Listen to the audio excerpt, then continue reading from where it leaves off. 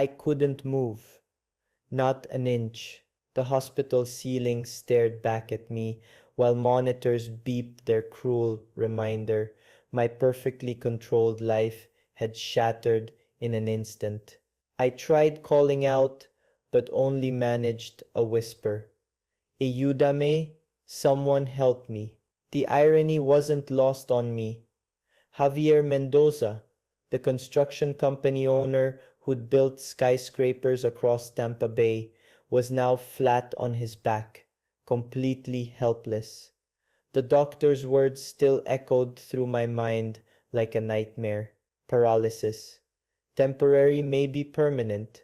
They weren't sure. The automobile accident had damaged my spine, and now I was trapped inside my own body. I wanted to scream, to pound my fists against the bed, but my hands lay useless at my sides. My phone buzzed somewhere nearby, probably another client, another project manager, another subcontractor needing answers. For 15 years, I'd built coastal construction from nothing, working 18-hour days, sacrificing everything. Now what was it worth? What good was my corner office overlooking Tampa Bay when I couldn't even scratch my own nose? Nicholas had been calling. My 17-year-old son's name flashed on the screen when the nurse held it up. I couldn't bear to talk to him yet. What would I say? How could I, the man who taught him to stand tall, explain that I might never stand again? The nurse placed the phone down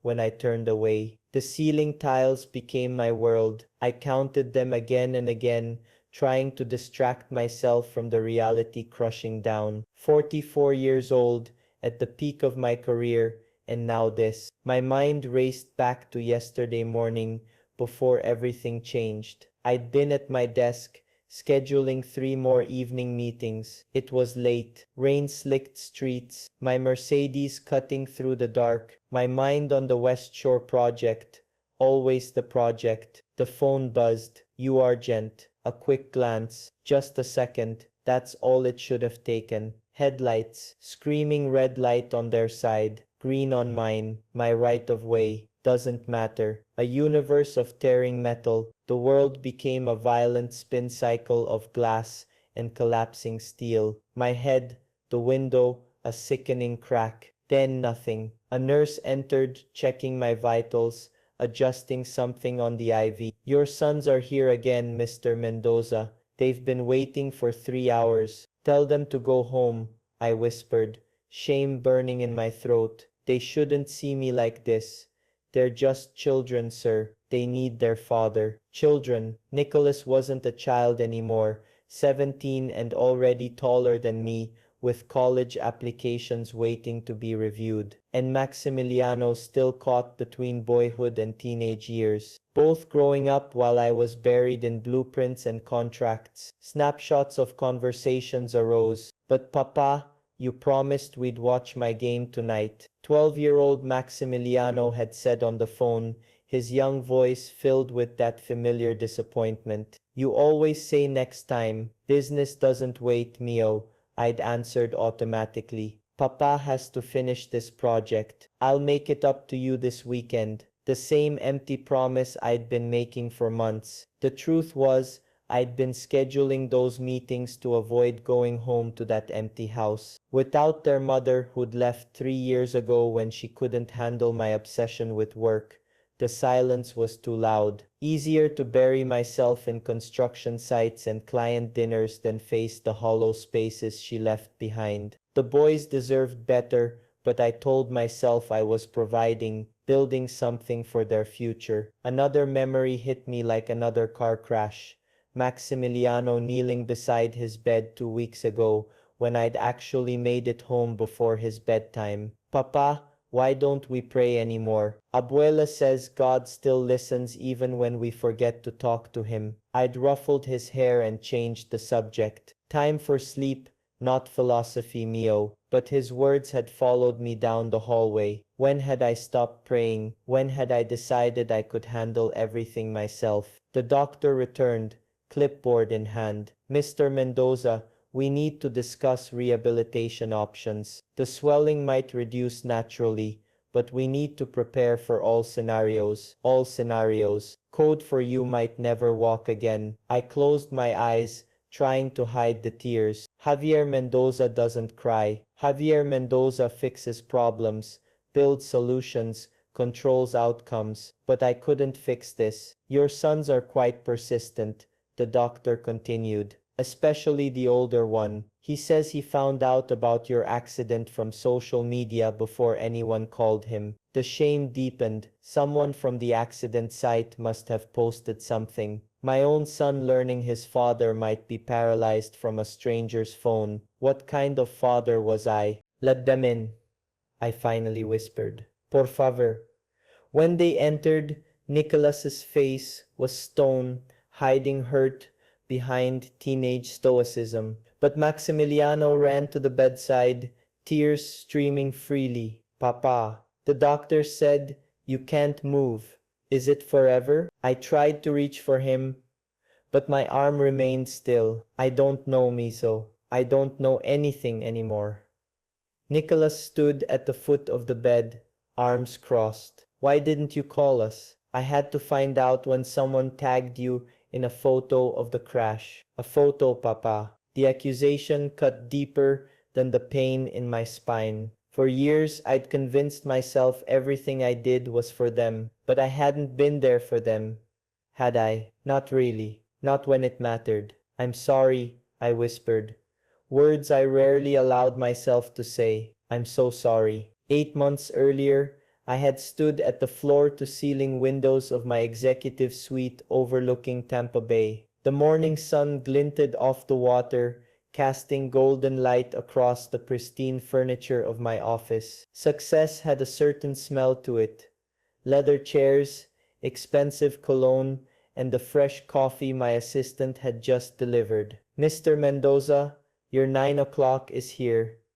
My assistant called through the intercom. I straightened my custom suit jacket and smiled to myself. At 44, I had built coastal construction from the ground up, turning a small contracting business into one of Tampa's premier commercial builders. The calendar on my desk was marked with the groundbreaking ceremony for our biggest project yet, a 30-story luxury condominium overlooking the bay. The meeting went perfectly, as they usually did these days. I had mastered the art of the pitch, knowing exactly when to lean in with technical expertise and when to ease back with charm. My phone buzzed with a text from Isabella Reyes, the architect I'd been seeing for 6 months. Dinner tonight? I have news about the Miami project. Isabella was everything that looked perfect on paper: successful, beautiful, ambitious. She understood the demands of my business because she lived them too. Our relationship was built on shared professional goals and mutual respect for each other's drive. But lately, something felt off. Our conversations revolved around work. Our dates were often business dinners with clients. When I mentioned my boys, she listened politely, but never asked follow-up questions. When Maximiliano had called during our last dinner, interrupting with a scraped knee that needed Papa's attention, Isabella's smile had tightened. You spoil them, she'd said later. They need to learn independence. Her comment had bothered me, though I couldn't articulate why. My boys were my world, the reason I worked so hard, the legacy I was building. But Isabella saw them as obstacles to overcome rather than priorities to protect. That evening, we met at an upscale restaurant downtown. Isabella looked stunning in a black dress that probably cost more than most people's rent. She kissed my cheek with practiced elegance. So tell me about this Miami project, I said, settling into our usual corner table. Her eyes lit up. It's massive, Javier. $50 million. Mixed-use development. They want our companies to partner on it. Our companies? Think about it. Coastal construction and Reyes architecture. We'd be unstoppable. A power couple that dominates the Southeast market. The phrase power couple made me uncomfortable, though I couldn't say why. What about the boys? Miami is 4 hours away. I can't move them right now, Not with Nicholas starting his senior year. Isabella's smile faltered slightly. They could stay in Tampa during the week. Bored at that excellent prep school. You'd see them weekends. Bored? Isabella, they're my sons, not business associates I schedule meetings with. Javier, you're not thinking strategically. This opportunity could set us up for life. Your boys will benefit from the success in the long run. But would they? I thought about the conversation I'd had with my mother that Sunday, when she gently suggested I was working too much, about Nicholas's recent sullenness and Maximiliano's constant requests for attention I rarely had time to give. Let me think about it, I said, though something in my gut was already rejecting the idea. Isabella's expression grew cold. Don't let fear hold you back, Javier. Some of us are building empires, others are just building excuses. The drive home was tense. Isabella had left early, claiming an urgent client call, but her disappointment was obvious. I started questioning everything: my priorities, my relationship, my definition of success. At home, I found Nicholas doing homework at the Kit Camp table while Maximiliano built with Legos nearby. The scene was so normal, so peaceful, that it highlighted everything missing from my dinner with Isabella. Hey Papa, Maximiliano called out. Look what I built. It's our house, but taller. I knelt beside my youngest son, examining the colorful tower. That's incredible, Mio. You're going to be an even better builder than your old man. Will you help me make it stronger? I want it to never fall down. The innocent request hit me unexpectedly hard. See, of course. But first, tell me about your day. Both of you. For the next hour, I listened, really listened, as my sons shared their worlds with me. Nicholas talked about his AP classes and college applications. Maximiliano described his friend Luis, whose father was deployed overseas, and how sad that made Luis. At least you're here, Papa, Maximiliano said, leaning against my shoulder. Even when you're busy, you're still here. But was I, really? I realized I'd been physically present, but emotionally absent for months. My mind was always on the next project, the next deadline, the next opportunity to prove myself. That night, after the boys were in bed, I called my mother. Mama, I need advice. About what, Mio? How do I know if I'm making the right choices? For the boys, I mean. There was a pause. What does your heart tell you? My heart says slow down, but my head says I need to keep building, keep providing. Javier, your boys don't need an empire. They need their father. The men I raised knew the difference between success and significance. Her words haunted me as I walked through my house. Beautiful, expensive, and somehow hollow without their mother's presence. I'd been trying to fill that void with work, with achievement, with someone like Isabella who fit my professional world perfectly but didn't understand my heart. The next week brought a crisis that changed everything. A major project hit complications when city inspectors found code violations that hadn't been caught in the initial planning. I found myself working 20-hour days, surviving on coffee and determination. Isabella grew increasingly frustrated with my unavailability. This is exactly why you need to think bigger, Javier.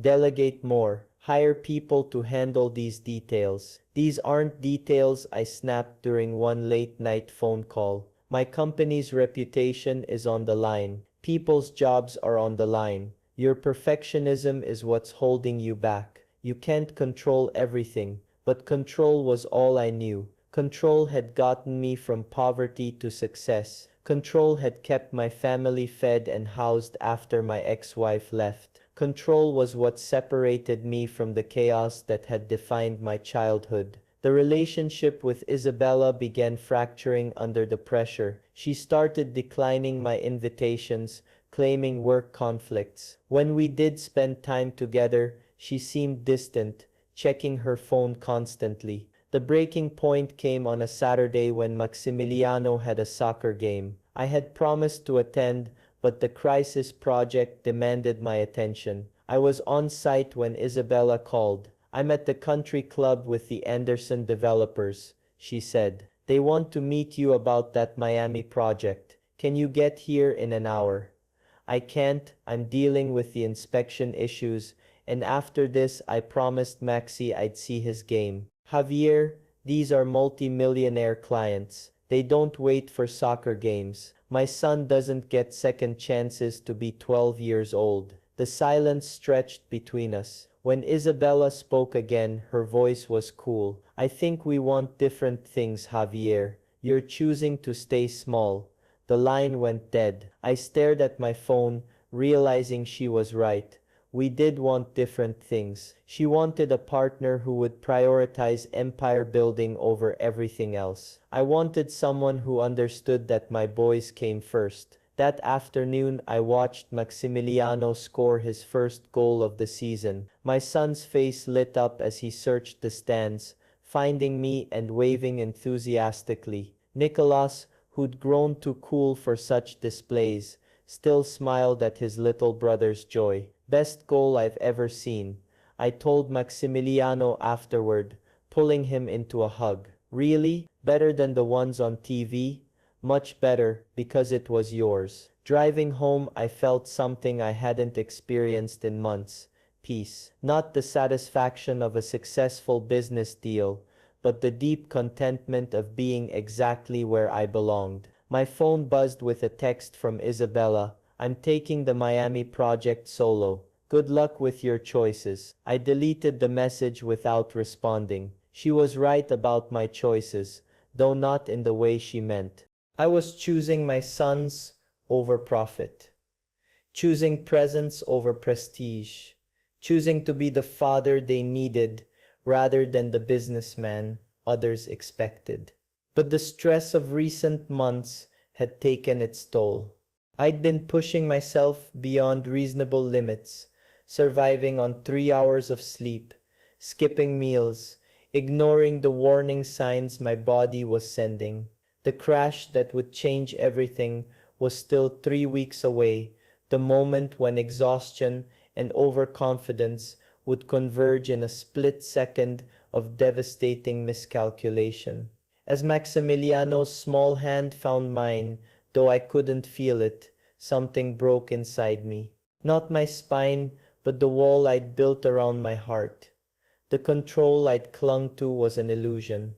In this moment of complete helplessness, staring at my sons through tears I could no longer hold back, I realized the truth I'd been running from. I needed help. Not just from doctors, not just from my boys. "Maxi," I whispered, "do you remember asking me about prayer?" He nodded, eyes wide. Maybe we could try that now." 3 weeks after waking up paralyzed, I was trapped in a wheelchair, staring out the window of the rehabilitation facility overlooking Tampa Bay. The water sparkled mockingly in the afternoon sun, while my legs remained as useless as concrete blocks. The doctors spoke of progress and small victories, but I felt nothing below my waist except the phantom pain that taunted me daily. "You need to try this specialist," my project manager, Carlos, insisted during his daily visit. He slid a business card across the small table between us. "Doctor Brennan has worked with professional athletes, helped them walk again after injuries nobody thought they could recover from." Hope flickered as I examined the card. "Dr. Michael Brennan, Neurological Recovery Institute." The address was in Miami, expensive, probably not covered by insurance. But what choice did I have? "How much?" I asked. Carlos shifted uncomfortably. "Does it matter? This is your life, Javier." It did matter. The company was bleeding money with me unable to oversee projects personally. 3 contracts had been cancelled when clients learned about my condition. My savings were already depleted from medical bills. The insurance company was fighting, but I made the appointment anyway, spending money I didn't have on treatments that might not work. Dr. Brennan had credentials lining his walls and a reassuring manner that made me believe again. His facility was state of the art, filled with equipment that looked like something from a science fiction movie. I've seen remarkable recoveries, he told me during our consultation. The key is aggressive intervention and absolute commitment to the protocol. For 2 weeks I endured excruciating sessions, pushing my body beyond what seemed possible. I clung to stories of miraculous recoveries he shared, professional athletes who'd returned to their sports after similar injuries. Each morning I woke believing this might be the day sensation would return to my legs, but my body refused to cooperate. Each small improvement would vanish overnight, leaving me more frustrated than before. The electrical stimulation therapy was agony. The experimental medications made me nauseous. Dr. Brennan's encouraging words began to sound hollow, rehearsed. Perhaps we need to adjust our expectations, he finally said during our third week. Recovery takes many forms. I knew what that meant. Another dead end, another false hope crushed. The drive back to Tampa was the longest 4 hours of my life. I'd bankrupted myself chasing a miracle that didn't come. Worse, I'd missed another week with my boys while pursuing an impossible dream. Papa, maybe you should talk to someone, Nicholas suggested one evening while helping me transfer from my wheelchair to the couch. My 17-year-old son had become my caregiver, shouldering responsibilities no teenager should bear. About your feelings, I mean. Mrs. Rodriguez says her therapist really helped after her husband's stroke. I agreed, not for myself but for him. Dr. Melissa Kemp came highly recommended, a psychologist who specialized in trauma and adjustment disorders. Her office was calm, professional, filled with the kind of neutral artwork designed to soothe troubled minds. Tell me about your anger, she said during our second session. I'm not angry, I lied. Your son says you've been throwing things, shouting at the television, having nightmares. The truth was rage consumed me daily. Rage at the drunk driver who'd run the red light. Rage at my useless legs. Rage at God for allowing this to happen. But admitting anger felt like admitting defeat.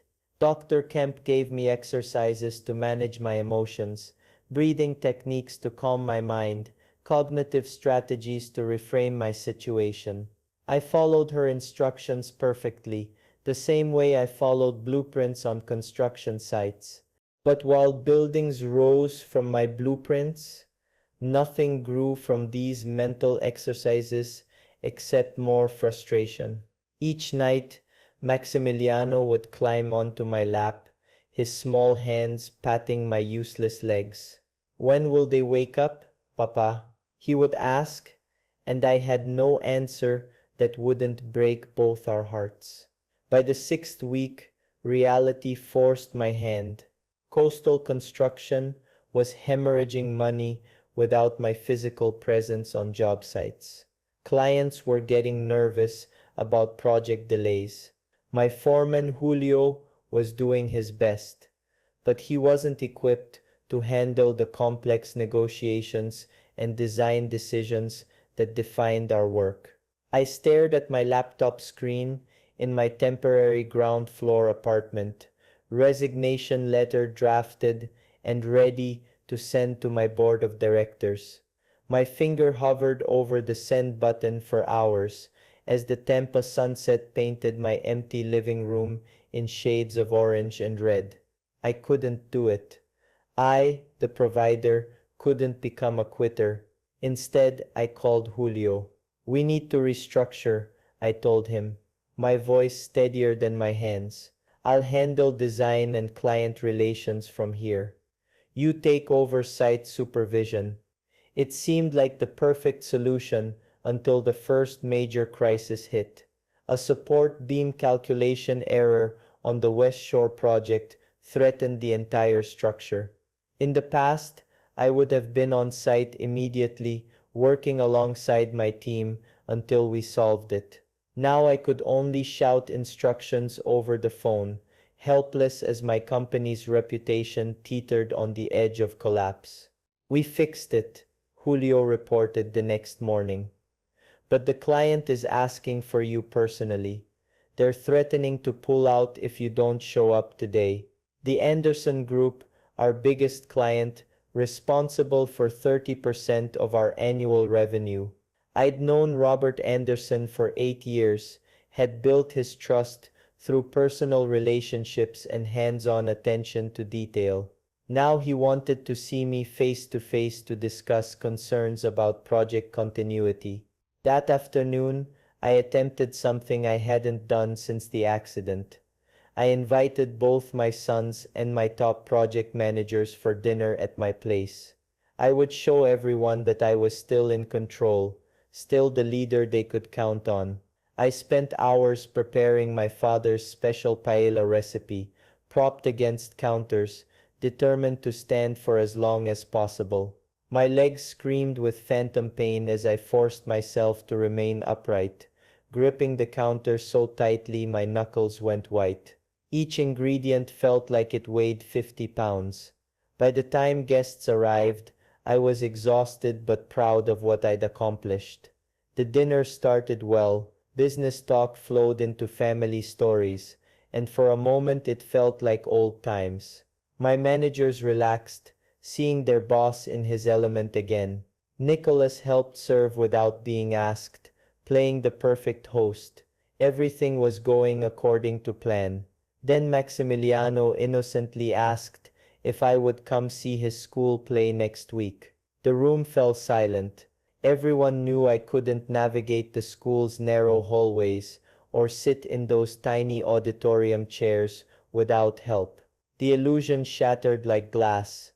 "I'll record it for you, Papa," Nicholas offered quickly, but the damage was done. My managers made excuses to leave early, their expressions carefully neutral, but their message clear. Coastal construction needed a leader who could actually lead from the front. By evening's end, I was alone again, staring at dishes I couldn't stand long enough to wash. The paella I'd been so proud of sat congealing in the pan, a mockery of my desperate attempt to prove my competence. But the worst revelation was yet to come. The following week, while going through company files Julio had brought for my review, I discovered something that shattered my remaining faith in people. Hidden in a folder marked insurance claims were documents I'd never seen before, correspondence between Isabella and my insurance company from months before the accident. My hands trembled as I read her architectural assessment of my declining mental state and increasingly erratic behavior. Detailed observations about my work patterns, my relationship with my sons, my dangerous obsession with control. All documented and submitted as part of a psychological evaluation I didn't know was happening. The plot twist hit me like a physical blow. Isabella hadn't been dating me, she'd been studying me. The insurance company had hired her architectural firm not for the Miami project, but to assess whether I was a liability risk. Every intimate dinner, every conversation about my boys, every moment I'd shared my fears and dreams, all of it had been documented and reported. The breakup hadn't been about different priorities. It had been about completing her assignment. The psychological profile she'd helped build was being used to minimize the insurance company's liability for my accident. They were claiming my erratic behavior and poor judgment had contributed to the crash. I called Carlos immediately. "Did you know about this?" "Know about what, Isabella?" "The insurance investigation, the psychological evaluation." The silence on the other end told me everything. "Javier, I can explain. You all knew," I whispered. "My own project manager, the woman I was falling in love with, the insurance company I'd paid premiums to for 15 years. You were all working together. It wasn't like that. The insurance company approached several of us. They said they were just trying to understand your state of mind before the accident. We thought it would help your case, prove you weren't negligent. But I understood now. They hadn't been helping my case. They'd been building one against me.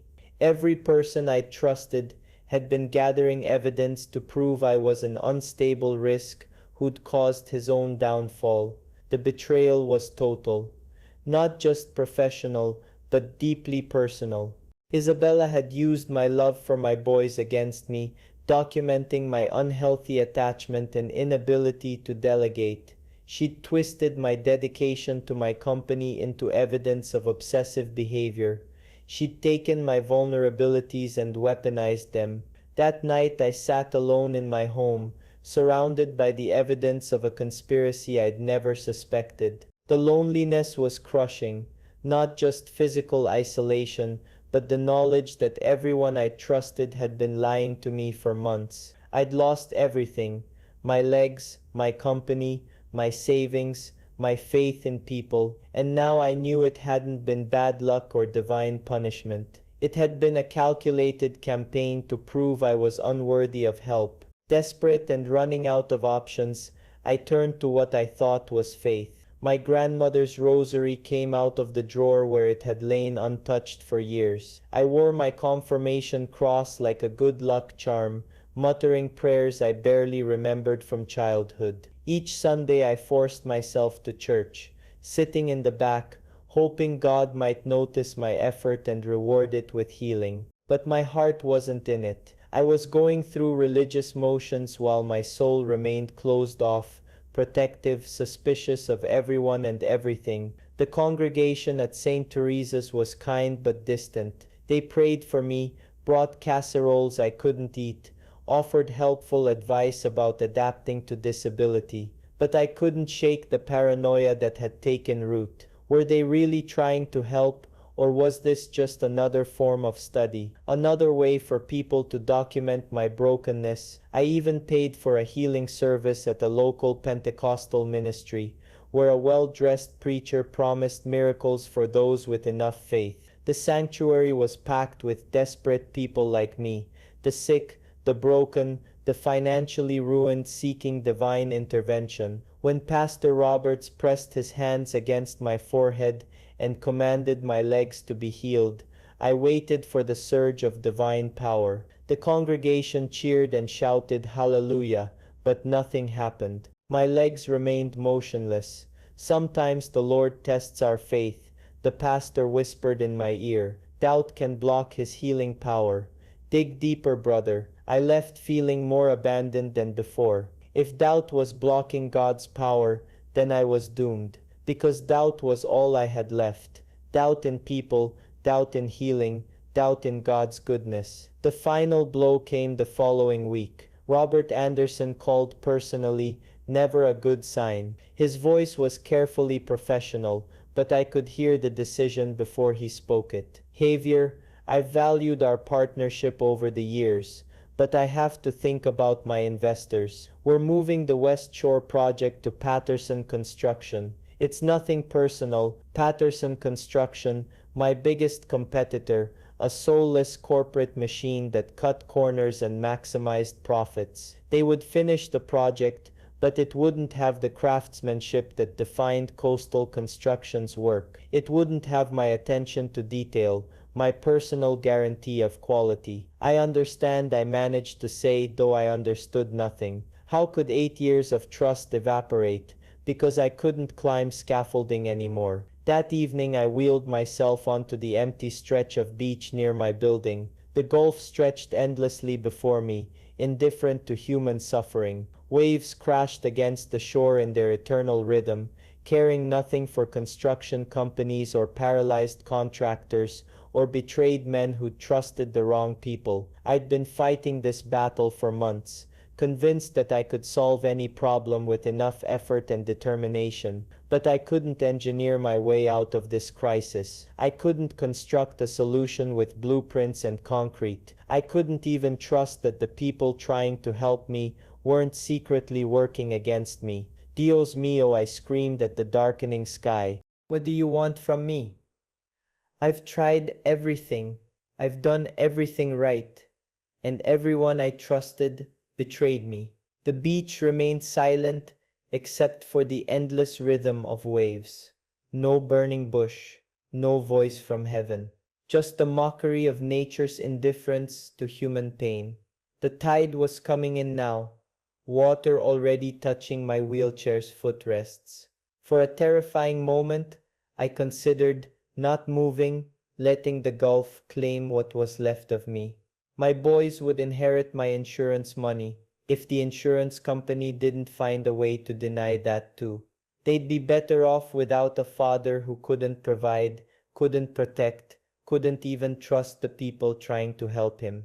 The thought of Nicholas and Maximiliano finding out their father had given up jolted me back to reality. I struggled to turn my chair in the wet sand, wheels sinking deeper with each attempt. Panic set in as the water rose higher, but I couldn't get enough traction to move. Help! I called out, but the beach was empty. Night was falling. I was alone with my pride. The rising tide didn't care about my construction empire, or my reputation, or my desperate need to maintain control. I can't do this anymore, I whispered. Not to the empty air, but to something, someone beyond it. Not on my own. Not like this. I don't even know who to trust anymore. It was an admission that I was finally completely defeated, not just by paralysis, but by the knowledge that I couldn't tell friend from enemy, helper from betrayer. And somehow that made all the difference. A jogger appeared from the darkness, a young man who helped push my wheelchair back from the water's edge without judgment or questions. He didn't ask for my story, didn't offer advice, didn't document my condition for some hidden purpose. He simply did what I couldn't do for myself, got me to safety. You okay, sir? He asked, breathing hard from the effort. No, I said honestly, but I'm still here. He nodded as if that was enough. Sometimes that's all we can manage. After he left, I sat on the beach access road, soaked and shivering but alive. The near drowning had clarified something essential. I needed rescue, and I couldn't rescue myself. More importantly, I had to stop trying to figure out everyone's motives and simply accept help when it was offered. The next morning, I called my mother. Mama, I need to go to confession. Mijo, what's wrong? You sound different. Everything's wrong. But maybe that's not the end of the story. Father Martinez had known our family for decades. He listened without judgment as I poured out my anger, my pride, my desperate attempts to fix what couldn't be fixed. I told him about the betrayals, the conspiracy, the way my trust had been weaponized against me. When I finished, he was quiet for a long moment. Javier, you've been trying to be the savior of your own story, he said gently. But that role is already taken. I don't know how to let go, Padre.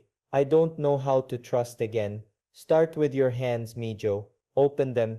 Let them be empty. That's where God begins his work, in empty hands that have finally stopped grasping. But what if I'm betrayed again? What if people are just using me? Then you'll have learned that your security doesn't come from other people's trustworthiness. It comes from God's faithfulness. People will fail you, Javier. They already have. But Jesus never will. That night I wheeled myself into my son's rooms. Nicholas was doing homework, his face serious beyond his years. Maximiliano was building with Legos, creating another impossibly tall tower. I need to tell you both something, I said, my voice trembling. Your papa hasn't been very good at this, at being broken, at needing help, at letting people see me weak. Nicholas looked up from his textbook. You're not weak, Papa. Yes, I am, and I'm learning that's okay. That's human. Maximiliano climbed onto my lap, his small hands touching my face. I still love you even if you can't walk. Even if I never walk again. Even then, you're still my papa. Their simple acceptance broke something inside me. For months I'd been terrified that my weakness would disappoint them, that they needed me to be invincible, but they needed me to be real. There's something else, I said. Some people I trusted, they weren't really trying to help me, they were trying to hurt me, and I'm angry about that. But I don't want my anger to keep me from trusting people who really do want to help. Like us? Maximiliano asked. Like you, I smiled as I added. And like Jesus. That night, I prayed. Jesus, I don't know how to do this. I don't know how to be helpless. I don't know how to trust again. But I am so tired. You promised to give me rest, and I desperately need it. Over the following weeks, my external circumstances remained difficult. Coastal construction downsized from 30 employees to 12. We lost two more major contracts. The bank called to discuss restructuring my loans, but the desperation was gone, replaced by a different kind of strength. The strength that comes from knowing that Jesus promised always be with me, even when I walk through the valleys of shadows and death of things I'd held close. The insurance battle continued. Isabella's reports were devastating, painting me as an unstable risk who'd caused his own downfall. I'd stopped fighting them. Instead, I focused on what I could control, being present for my boys, rebuilding my company on a smaller scale, learning to trust carefully, but genuinely, and learning about Jesus. 6 months later, I was able to walk short distances with a cane. The doctors called it remarkable progress. I called it grace. The company was smaller but more focused, taking on projects that matched our reduced capacity. My boys and I moved from our sprawling house to a single-level home closer to their school. Not every day was victory. Some mornings I woke with pain so fierce I questioned everything again. There were times when I railed against limitations,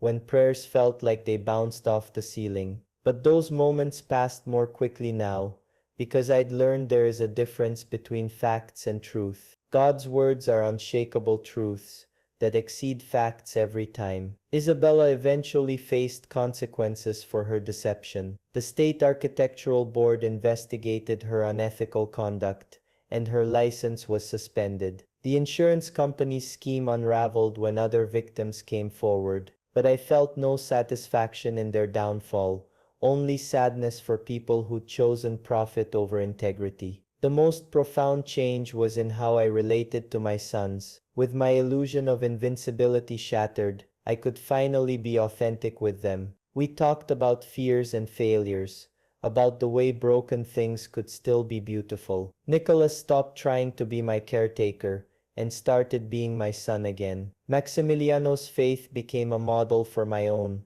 Simple, trusting, unafraid of questions. Jesus never promised a life without struggle or betrayal. What he gave instead was himself, present in the pain, patient with my questions, persistent in his love. The paralysis that struck my body had revealed a deeper paralysis that had gripped my soul for decades. The paralysis of pride, of self-reliance, of believing I could control outcomes through sheer force of will. Both needed healing that I couldn't provide for myself. 3 years later, I still use the cane on difficult days. The physical therapist says I've plateaued in my recovery. Yet in the ways that matter most, I'm more whole than I've ever been. The construction company will never be what it was, but it's become something better.